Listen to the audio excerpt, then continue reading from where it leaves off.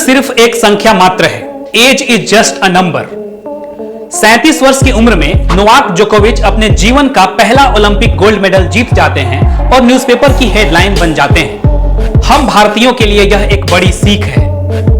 वैसे Paris Olympic 2024 में आपके लिए सबसे आश्चर्यजनक बात क्या थी?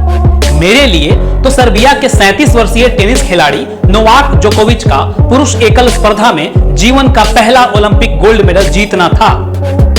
हालांकि इस दिग्गज खिलाड़ी ने अपने लंबे टेनिस करियर में 24 ग्रैंड स्लैम जीते हैं, लेकिन उनकी नजर में एक ओलंपिक स्वर्ण पदक की कमी थी। सबसे मजेदार बात तो यह है कि पेरिस ओलंपिक 2024 से कुछ ही दिनों पहले विंबलडन फाइनल में उन्हें स्पेन के 21 वर्षीय कार्लोस अल्कारेज ने हरा दिया था, पर जोकोविच अपने सपने को छोड़ने को तैयार नहीं हुए और हार के अगले ही दिन वो पुनः जीत की तैयारी में जुट गए।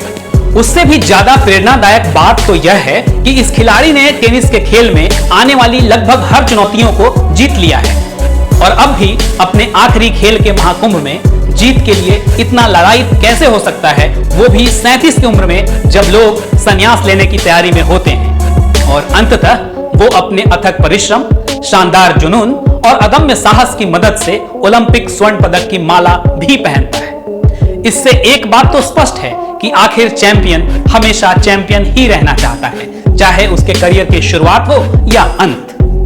हम भारतीयों के लिए सबसे बड़ी सीखने की बात यह है कि जहां 140 करोड़ की आबादी लेकर सिर्फ 6 मेडल जीतकर खुश हो जाते हैं और कांस्य पदक जीतकर भी महीनों अपनी प्रैक्टिस छोड़ रोड शो और देश भर में अपनी विक्ट्री का ढिंढोरा पीटते रहते हैं, तो नोवाक जोकोविच से कुछ सीखिए।